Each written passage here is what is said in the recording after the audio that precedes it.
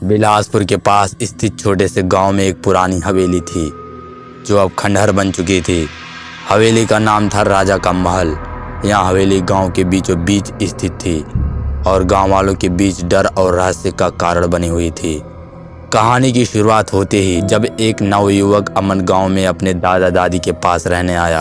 अमन को शहर की चकाचौंध से दूर यह गांव बहुत पसंद आया।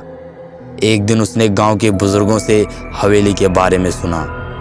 हवेली के बारे में कहा जाता था कि वहाँ रात के समय अजीब अजीब आवाज़ें आती हैं और सफ़ेद साड़ी में लिपटी एक औरत की परछाई दिखाई देती है। अमन को भूत प्रेत की कहानियों में कोई विश्वास नहीं था। उसने ठान लिया कि वह हवेली की सच्चाई का पता लगाएगा। एक रात वह चुपचाप हवेली की ओर चल पड़ा। हवेली के चारों ओर सन्नाटा छाया हुआ था।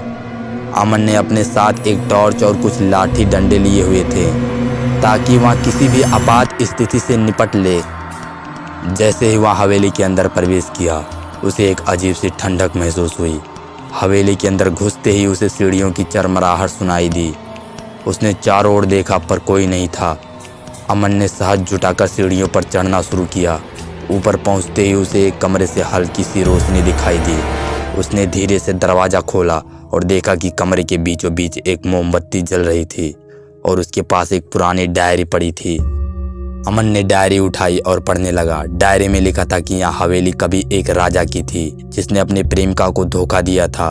उसकी प्रेमिका ने धोखे से दुखी होकर इसी हवेली में आत्महत्या कर ली थी। उसके बाद से ही उसकी आत्मा यहाँ भटकती रही, अपने प्रेमिका का इंतजार करती रही। अमन ने जैसे ही आखिरी पन्ना पढ़ा उसे अचानक ठंडी हवा का झोंका महसूस हुआ और दरवाज़ा जोर से बंद हो गया। अमन ने पीछे मुड़कर देखा तो सफ़ेद साड़ी में लिपटी एक औरत की परछाई खड़ी थी। अमन की हालत खराब हो गई। उसने चिल्लाते हुए दरवाज़ा खोलने की कोशिश की लेकिन दरवाज़ा नहीं खुला। वह परछाई धीरे धीरे उसके पास आने लगी। अमन ने सोचा कि अब उसका अंत आ गया है। तभी अचानक दरवाज़ा खुल गया और वह दौड़ता हुआ बाहर निकला। बाहर आकर उसने चैन की सांस ली लेकिन उसकी जिज्ञासा अभी भी शांत नहीं हुई थी। उसने निर्णय लिया कि वह इस रहस्य को जरूर सुलझाएगा। अगले दिन अमन ने गांव के सबसे बुजुर्ग व्यक्ति पंडित जी से इस बारे में बात की। पंडित जी ने उसे बताया कि उस आत्मा को शांति दिलाने का एक ही उपाय है, राजा के वंशज को आकर माफ़ी मांगनी होगी। अमन ने गाँव वालों की मदद से राजा के वंशज को खोज निकाला और उसे सारी बात बताई। राजा के वंशज ने हवेली जाकर आत्मा से माफ़ी मांगी और उसकी आत्मा को शांति दिलाई।